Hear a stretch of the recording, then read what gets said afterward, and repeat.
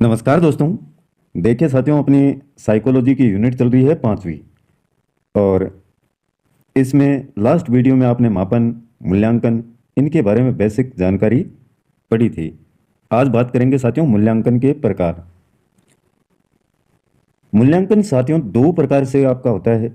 एक मौखिक मूल्यांकन, जिसमें प्रत्यक्ष रूप से व्यक्ति के समक्ष उपस्थित होकर के मौखिक प्रश्न पूछते हुए मूल्यांकन किया जाता है। इसी को कहते हैं मौखिक मूल्यांकन।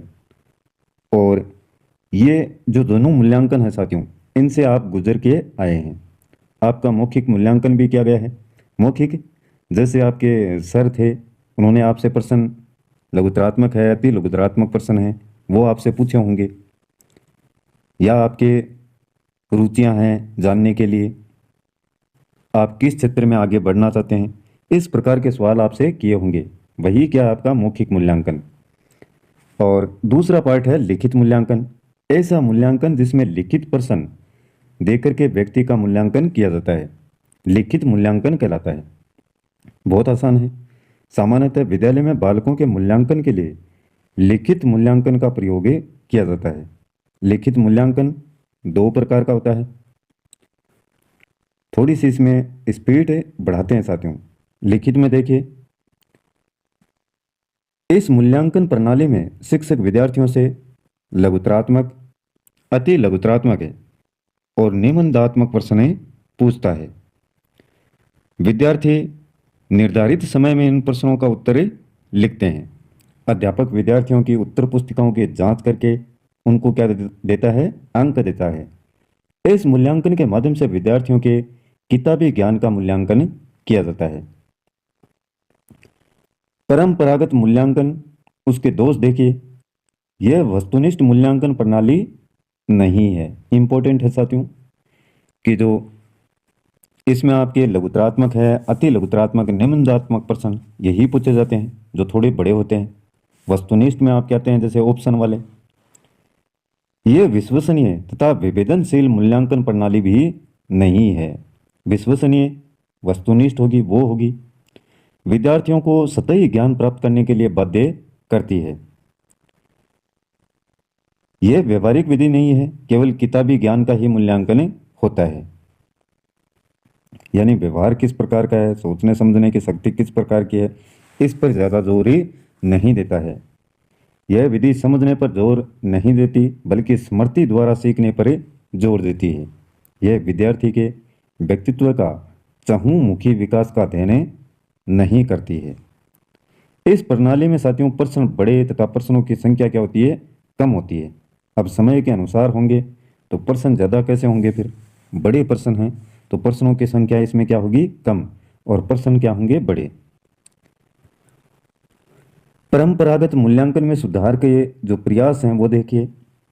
यह प्रश्न संपूर्ण पाठ्य वस्तु पर आधारित होने चाहिए। प्रश्नों की भाषा सरल और स्पष्ट होनी चाहिए। प्रश्नों में लघुतरात्मक, अति लघुतरात्मक है वह निबंधात्मक प्रश्नों के साथ साथ वस्तुनिष्ठ प्रश्नों का भी समावेश होना चाहिए। ये सुधार के प्रयास हैं जो किए जा सकते हैं। दूसरा जो प्रकार है साथियों लिखित मूल्यांकन का, वो है वस्तुनिष्ठ मूल्यांकन। इस मूल्यांकन में शिक्षक विद्यार्थियों को लिखित वस्तुनिष्ठ प्रश्नों का प्रश्न पत्र देता है। विद्यार्थी वस्तुनिष्ठ प्रश्नों के विकल्पों में से सही विकल्प का चयन करता है और उत्तर पुस्तिका में उत्तर अंकित कर देता है। जैसे साथियों आपकी एग्जाम होती हैं आरपीएससी की, सीटेट की, यूपीएससी की, तो इन परीक्षाओं में या कंपटीशन जो एग्जाम है साथियों, उनमें ये वस्तुनिष्ठ एग्जाम ही होती हैं, ऑब्जेक्टिव टाइप। इसके गुण देखिए क्या क्या है। बहुत ही सरल टॉपिक है इसलिए थोड़ा सा जल्दी करेंगे इसको। यह वस्तुनिष्ठ मूल्यांकन प्रणाली है, विश्वसनीय होती है। विवेदनशील मूल्यांकन प्रणाली है। विश्वसनीय कैसे साथियों? पहले ही आपको समझाया गया था कि विश्वसनीयता इसमें इसलिए होती है कि एक प्रश्न का ए ऑप्शन है तो सभी का उत्तर क्या आना चाहिए? ए आना चाहिए। अब चाहे आप किसी भी टीचर से चेक करवा लें, जितने छात्रों के अंक आ रहे हैं, अगर किसी के 10 अंक बन रहे हैं तो आप किसी भी विशेषज्ञ से आप चेक करवा सकते हैं, उसके 10 के 10 ही अंक रहने वाले हैं। तो इसलिए क्या है, ये विश्वसनीय है। विभेदनशील यानी छात्रों के जो नंबर बन रहे हैं उनके अंकों के आधार पर उनको पढ़ा जा सकता है आराम से विद्यार्थियों को कि कौन कितना अच्छे से अधिगम किया है, नहीं किया है। यह समझने पर जोर देती है, समझ करके आपको उत्तर देने का इसमें प्रयास रहता है। अब ऐसे नहीं कि किसी जैसे किसी भी विषय वस्तु पर आपको निबंध लिखना हो तो उसमें अपनी तरफ से आप दो चार बातें जोड़ के भी लिख सकते हैं, लेकिन इसमें ऐसा नहीं होता है। ये आपको आपके जो दिमाग है उसको अच्छे से परखने वाली एग्जाम होती है। इस मूल्यांकन से साथियों व्यापक मूल्यांकन होता है तथा पक्षपात की संभावना नहीं होती है। इस मूल्यांकन में उत्तर देने में समय बहुत ही कम लगता है। अब सटीक उत्तर है, जैसे मैथ में मान लीजिए सॉल्यूशन आपका 10 आ रहा है तो वह 10 ही आएगा साथियों। किसी में जैसे साइंस में हरदेव उत्तर आ रहा है तो वही आएगा। अब जो जिसके वो याद है वो तो कर देगा, नहीं तो उसमें लिखने वाला तो कुछ है नहीं, ऑप्शन आपको क्लिक करने हैं। तथा एक साथ अनेक विद्यार्थियों का मूल्यांकन आसानी से इसमें किया जा सकता है। इसके दोष भी हैं साथियों, इसमें नकल करने की संभावना अधिक होती है। पूछ लेते हैं विद्यार्थी आपस में इशारों में कि पहले का क्या होगा, दूसरे का क्या होगा। हालांकि जो कंपटीशन एग्ज़ाम है उनमें सीरीज है वो अलग अलग दी जाती हैं, किसी में कौन से प्रश्न से शुरू हो रहा है, किसी में कौन से प्रश्न से, लेकिन फिर भी चीटिंग करने वाले कर ही लेते हैं साथियों। इसमें वास्तविक उत्तर का पता न होने पर भी कल्पना के माध्यम से उत्तर दिया जा सकता है। 4 ऑप्शन हैं A B C D।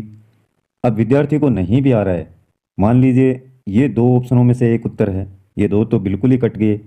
अब 2 में से है तो वो क्या करेगा, फिर तुक्का लगाएगा इसमें, तो कई बार उनके सध जाते हैं। वस्तुनिष्ठ प्रश्नों के निर्माण में समय अधिक लगता है साथियों। ऑप्शन बनाएंगे, ऑप्शन को फिर उस प्रश्न के अनुसार सटीक तरीके से ढूंढना पड़ता है। तो जो भी प्रश्न बनाते हैं, इस प्रकार के निर्माण करते हैं, यानी शिक्षकों को अधिक समय लगता है इसमें। और एक प्रश्न सीधा ही, जैसे राम को कितने वर्ष का वनवास मिला था। अब एक तो ये प्रश्न लिख के छोड़ दिया, अब ये अति लघुतरात्मक प्रश्न है, इसका उत्तर छात्र दे देंगे। अब उसमें ऑप्शन आपको ढूंढने पड़ेंगे, एक में 14 लिखने पड़ेंगे, एक में 15 लिखने पड़ेंगे, इस प्रकार से लिखना पड़ता है। तो शिक्षक का समय उसमें व्यतीत होता है। इसमें विद्यार्थियों के लेखन कौशल की जांच नहीं हो सकती। लिखेगा क्या, उसमें ऑप्शन को क्लिक करने हैं। तो इसमें बालक की भाषाई अशुद्धियों और भाषाई कमजोरियों का पता नहीं लगाया जा सकता। तो ये वस्तुनिष्ठ मूल्यांकन के दोष हैं साथियों, आराम से याद आपके रह जाएंगे, छोटे बच्चों वाली बातें हैं। वस्तुनिष्ठ मूल्यांकन में सुझाव के प्रयास देखिए। वस्तुनिष्ठ मूल्यांकन में सभी विद्यार्थियों को अलग अलग सीरीज के प्रश्न पत्र देने चाहिए, और ये किया भी जा रहा है कंपटीशन एग्जाम में। वस्तुनिष्ठ मूल्यांकन में प्रश्नों के उत्तर निश्चित व स्पष्ट होने चाहिए ताकि विद्यार्थी दुविधा की स्थिति में ना हो। यदि वस्तुनिष्ठ मूल्यांकन मंद बुद्धि या कमजोर बालकों के लिए किया जा रहा है तो प्रश्नों के उत्तर के सही होने का क्रम निर्धारित होना चाहिए और उसके आधार पर सभी विकल्पों के अंक भी अलग अलग होने चाहिए। अब दे रखा है अचीवमेंट टेस्ट, उपलब्धि परीक्षण। ये देखिए क्या है। उपलब्धि परीक्षाएं साथियों वे परीक्षाएं होती हैं जिनकी सहायता से विद्यालय में पढ़ाए जाने वाले विषयों और लिखाई जाने वाली कुशलताओं में छात्रों की सफलता या उपलब्धि का ज्ञान प्राप्त किया जाता है। इस उपलब्धि परीक्षण में विद्यार्थी को सैद्धांतिक यानी सिद्धांतों के आधार पर तथा व्यवहारिक ज्ञान की उपलब्धि के लिए प्रयोग में लिया जाता है। इसे ही क्या कहते हैं, उपलब्धि परीक्षण कहते हैं। किसी एक इकाई को पढ़ाने के पश्चात साथियों, किसी एक पाठ को पढ़ाने के पश्चात, आधा सिलेबस पढ़ाने के पश्चात, अर्थात अर्धवार्षिक परीक्षा के रूप में अथवा संपूर्ण सिलेबस पढ़ाने के पश्चात या वार्षिक परीक्षा के रूप में शिक्षक विद्यार्थियों के द्वारा सीखी गई उपलब्धियों को जानने के लिए जो परीक्षण लेता है वही आपका उपलब्धि परीक्षण कहलाता है। कोई चैप्टर पढ़ा दिया, उसके बाद में कि उसने कितना सीखा है उसका टेस्ट लिया जाता है, वही क्या है, उपलब्धि परीक्षण। या कोई यूनिट पढ़ाई है, आधा सिलेबस करा दिया, उसका टेस्ट ले लिया, अर्धवार्षिक परीक्षा करवा दी, उसका टेस्ट ले लिया, तो यही क्या है सब उपलब्धि, यानी उसने क्या हासिल किया है, कितना उसने अधिगम किया है। परीक्षण का अर्थ बालक की अधिगम स्थिति को जानने के लिए प्रयोग किया गया माध्यम है, जिससे कक्षा कक्ष या शोध कार्यों में परीक्षण की सहायता से बालकों की अधिगम स्थिति का ज्ञान किया जाता है। अब ये मनोवैज्ञानिक हैं सुपर, इन्होंने कहा है कि एक उपलब्धि या क्षमता परीक्षण ये ज्ञात करने के लिए प्रयोग किया जाता है कि व्यक्ति ने क्या और कितना सीखा है तथा वह कोई कार्य कितनी भली भांति कर लेता है। उपलब्धि परीक्षण के सोपान देखिए। शैक्षिक उद्देश्यों का निर्धारण। साथियों, जो कुछ भी आप सीखते हैं उनका कोई ना कोई उद्देश्य होता है और आपका उद्देश्य होता है शिक्षा से जुड़ा हुआ। तो इनके निर्धारण करने में कि इन उद्देश्यों की प्राप्ति हुई है या नहीं हुई है, इनका निर्धारण किसके माध्यम से किया जा सकता है, उपलब्धि परीक्षण के द्वारा। अभिकल्प का निर्माण करना, रूपरेखा का निर्माण, अपेक्षित प्रश्न लिखना, अंकन तैयार करना, प्रश्नों का क्रमशः विश्लेषण, तो ये सभी सोपान हैं। इनको एक बार देखिएगा आप, आगे और भी दे रखा है इसमें। उपलब्धि परीक्षण मुख्य रूप से दो प्रकार से दिए जा सकते हैं साथियों। प्रमापीकृत परीक्षण, इनका निर्माण मनोवैज्ञानिकों द्वारा किया जाता है तथा इनकी वैधता व विश्वसनीयता सुनिश्चित होती है। जैसे टर्मन का बुद्धि लब्धि परीक्षण है, पीटर व सेलावे का संवेगात्मक बुद्धि परीक्षण है। तो ये बुद्धि वाला जो टॉपिक है उसमें आपको पढ़ाए जाएंगे साथियों, अच्छे से पढ़ाएंगे वहाँ पर। आप यहाँ पर यही ध्यान में रखें कि उपलब्धि परीक्षण दो प्रकार का होता है, प्रमापीकृत और अप्रमापीकृत परीक्षण। किसके द्वारा किया जाता है, प्रमापीकृत मनोवैज्ञानिकों के द्वारा। इसकी वैधता विश्वसनीयता सुनिश्चित होती है। अप्रमापीकृत परीक्षण, जब किसी भी परीक्षण का निर्माण शिक्षक द्वारा अपनी आवश्यकता के अनुसार किया जाता है तो इसको कहते हैं अप्रमापीकृत परीक्षण। जैसे कक्षा कक्ष में बनाया गया पाठ्यक्रम से संबंधित कोई भी टेस्ट, और वह होता है मनोवैज्ञानिकों के द्वारा प्रमापीकृत।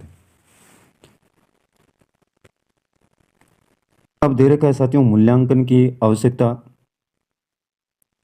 क्यों पड़ी इसकी आवश्यकता, देखिए हम जो कुछ भी शिक्षा देते हैं उसके कुछ न कुछ उद्देश्य होते हैं। उद्देश्य जितने स्पष्ट रूप में होते हैं उतनी सफलता हमें शिक्षा देने में मिलती है।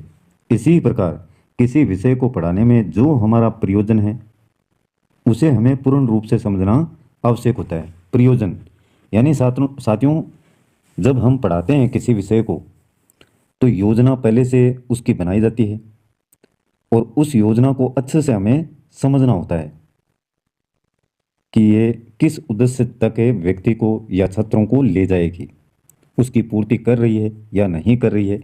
यही क्या है, आपकी प्रयोजना पहले बनाई जाती है। प्रयोजना बनाकर या उद्देश्य समझकर हम शिक्षा दे सकते हैं, परंतु उद्देश्य अथवा प्रयोजन में किस सीमा तक हम अपने शिक्षण द्वारा प्राप्त करने में सफल होते हैं, इसके लिए विद्यार्थी द्वारा ग्रहण की हुई शिक्षा का मूल्यांकन आवश्यक है। मूल्यांकन द्वारा साथियों शिक्षा के उद्देश्य किस सीमा तक प्राप्त हो चुके हैं इसका पता लगता है। विभिन्न विषयों में जो प्रयोजन हमारे सम्मुख सामने आते हैं उनकी प्राप्त की हुई सीमा भी हमें मूल्यांकन द्वारा पता लगती है। जो हमने योजनाएं बनाई हैं साथियों या हमारे सामने आती हैं वो प्राप्त हुई हैं या नहीं हुई हैं, इनका पता किसके द्वारा लगता है, मूल्यांकन के द्वारा। कक्षा शिक्षण में जो अनुभव प्रदान किए गए हैं वे कितने प्रभावशाली, इनका परीक्षण भी किसके माध्यम से, मूल्यांकन के द्वारा। तो ये हैं आपके मूल्यांकन की आवश्यकता क्यों पड़ी इसके लिए। देखिए बैटरी ने भी जवाब दे दिया है। थोड़ा सा और है इसमें, देखते हैं। मूल्यांकन की प्रविधियां व उपकरण, एक है आपका प्रमापीकृत और एक है अप्रमापीकृत। प्रमापीकृत में आपके बुद्धि का जो टेस्ट है वो व्यक्तित्व किस प्रकार का है उसका टेस्ट है। निष्पत्ति या उपलब्धि परीक्षण ये आगे दे रखा है नीचे। रुचि, विद्यार्थी की रुचि किस प्रकार की है उसका परीक्षण। अभिरुचि, इसका परीक्षण ये किया जाता है प्रमापीकृत में, जो मनोवैज्ञानिकों के द्वारा पहले से दी हुई होती हैं। और अप्रमापीकृत जो शिक्षक है अपनी सुविधा के अनुसार ही तैयार करता है। इसमें प्रश्नावली है, अभिवर्ती है, साक्षात्कार पद्धति है, निरीक्षण पद्धति है, व्यक्ति इतिहास विधि है। मूल्यांकन की प्रविधियां व उपकरण दो प्रकार के, और ये थोड़ा सा इसमें देखिएगा। निष्पत्ति या उपलब्धि परीक्षण किसको कहते हैं? पढ़ाए जाने वाले विषय में बालक की योग्यता व उसकी कार्य कुशलता तथा क्षमता का मापन करना ही क्या है? निष्पत्ति परीक्षण कहलाता है। जो विषय आपके द्वारा पढ़ाया गया है बालक को,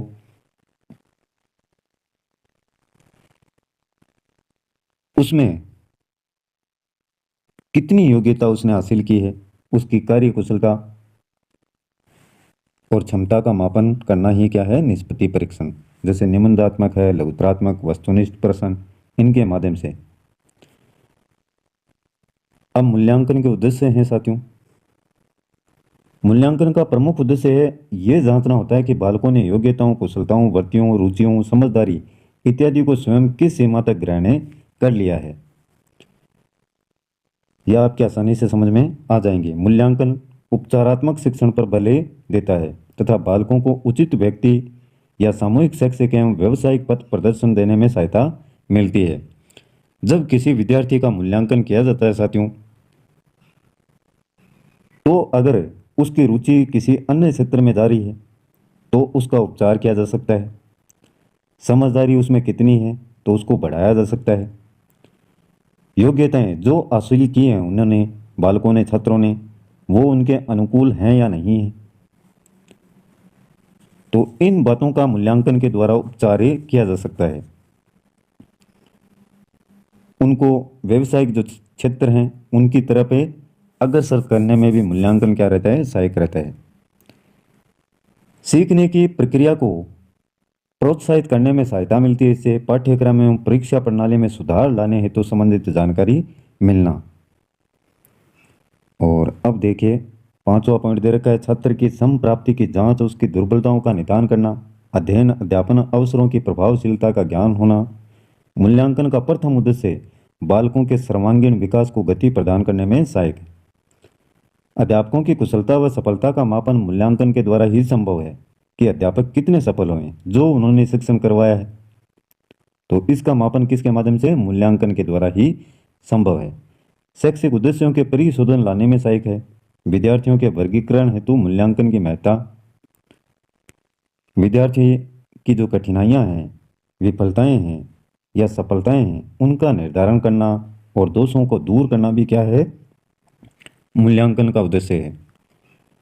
मूल्यांकन शिक्षा पाठ योजना के पुनरावलोकन, पुनर्गठन के विकास में भी सहायक है। जो पाठ पढ़े आपने, शिक्षा ग्रहण किए, उसका अवलोकन, उसके बारे में जानकारी प्राप्त करने, पुनर्गठन के विकास में सहायक है। अगर आपने सही तरीके से उसको तैयार नहीं किया है तो उसके विकास में सहायक। अब देखिए difference between measurement and evaluation, मापन तथा मूल्यांकन में क्या अंतर है साथियों। ये इंपॉर्टेंट है, आराम से देखते हैं। देखिए मापन तथा मूल्यांकन बहुधा एक दूसरे के स्थान पर प्रयोगी होते हैं, किंतु इन दोनों में भी साथियों क्या है? अंतर है। शिक्षा में मापन विद्यार्थियों की विशेषताओं को स्थापित करने के लिए प्रयोग हुआ है। इसका ताल्लुक विशेषताओं के साथ जो मूल्य में मिले होते हैं उनसे नहीं होता। इसके विपरीत मूल्यांकन हमारे मापन को दूसरी सूचनाओं के साथ मिलाकर जो मापन किया है उसे मूल्य प्रदान कर देते हैं। मूल्यांकन में जो निरीक्षण किया है उसकी वंशितता तथा महत्व पर बल दिया जाता है। आगे अंतर दे रखे हैं, देखिए इसमें ये कुछ बिंदु हैं। ये मूल्यांकन है और ये मापन है आपका। मूल्यांकन का क्षेत्र अत्यंत व्यापक होता है साथियों। क्यों? क्योंकि उसके संपूर्ण व्यक्तित्व के बारे में जानकारी इसके द्वारा प्राप्त की जा सकती है। मापन का क्षेत्र सीमित है, कुछ एक आयामों को ही प्रतीक प्रदान करता है। मूल्यांकन के लिए समय, श्रम, साधन तथा धन की आवश्यकता पड़ती है। यह एक क्या है? साध्य है। और इसमें इसकी आवश्यकता नहीं पड़ती। यह एक क्या है? साधन। मूल्यांकन के द्वारा छात्र की स्थिति का तुलनात्मक अध्ययन संभव होता है और इसमें मापन के द्वारा तुलनात्मक अध्ययन संभव नहीं है, क्योंकि व्यक्तिगत पक्ष की जानकारी होती है इसमें। मूल्यांकन में अंक प्रदान करने के बाद मूल्यों का निर्धारण किया जाता है और मापन में केवल अंक प्रदान करना ही है। तो ये इंपॉर्टेंट है साथियों। देखिए, इसमें होता है सिर्फ मात्रात्मक। मापन में क्या है? सिर्फ मात्रात्मक, यानी मात्रा उसकी अंकित कर दी। और इसमें आपके मात्रात्मक होता है, मात्रात्मक तो होता है, लेकिन साथ में क्या है? गुणात्मक, उसके गुणों को भी परखा जाता है। तो ये मेजर डिफरेंस है इसके बीच में। मापन में सिर्फ मात्रात्मक और इसमें मात्रात्मक और एक गुणात्मक, दोनों गुणों की भी जानकारी इससे ली जाती है, लेकिन मापन में ऐसा नहीं है।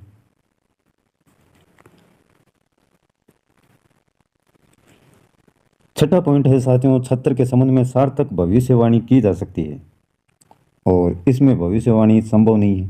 क्या पता उसने चीटिंग करके वो अंक हासिल किए हों। लक्ष्य उद्देश्य की प्रकृति दार्शनिक होती है और मापन का अर्थ वस्तु की मात्रा से सिर्फ। इसमें संख्यात्मक है तथा वर्णनात्मक व्याख्या की जा सकती है, इसमें केवल संख्यात्मक। यह अनवरत निरंतर चलने वाली प्रक्रिया है साथियों। इसका समय निश्चित है। इसमें व्यवहार परिवर्तन हेतु शिक्षा के उद्देश्य की प्राप्ति का लक्ष्य रहता है। यह उद्देश्य की प्राप्ति का साधन या आधार है सिर्फ पाठ्य वस्तु पर आधारित। ये उद्देश्यों पर आधारित है आपकी। मूल्यांकन एक नवीन धारणा है, मापन एक प्राचीन धारणा है। मूल्यांकन का स्वरूप प्राविधिक है, विधियों पर आधारित, और ये एक साधारण पद है। मूल्यांकन के द्वारा साक्ष्यों के निष्कर्ष निकाले जाते हैं और इसके द्वारा साक्ष्यों को एकत्रित किया जाता है, यानी किस प्रकार के इसमें बच्चे में गुण हैं, कितना उसका अंकन हुआ है, ये रिजल्ट लास्ट में क्या है? मूल्यांकन के द्वारा निकाला जाता है। लेकिन इसमें जो भी आंकड़े हैं उनको एकत्रित किया जाता है। देखिए, एक उदाहरण दे रखा नीचे। एक परीक्षा में हम एक विद्यार्थी के निष्पादन को नंबर या ग्रेड के अंतर्गत रखते हैं। एक विद्यार्थी को एक विषय में 40% अंक मिलते हैं और उसे नोट कर लिया जाता है। मूल्यांकन के निष्पादन का महत्व है इसलिए लिया जाता है कि यह अगली कक्षा में प्रोन्नति के लिए, यानी आगे बढ़ने के लिए, आगे की पढ़ाई के लिए आवश्यक है। तो ये मापन और मूल्यांकन में अंतर है साथियों। इसके बाद में आपका है सीसी, यानी सतत एवं व्यापक मूल्यांकन। तो ये पढ़ेंगे अगली क्लास में। आज का टॉपिक ये था साथियों। इसमें थोड़ा सा आप ध्यान से एक बार ही देखेंगे तो समझ में आ जाएगा साथियों। इतना कोई टफ मैटर इसमें है नहीं। वीडियो पसंद आए तो लाइक कीजिएगा साथियों। आज के लिए बस इतना ही। कल फिर मिलते हैं नई क्लास, नई टॉपिक और नई जानकारी के साथ में। तब तक के लिए जय हिंद।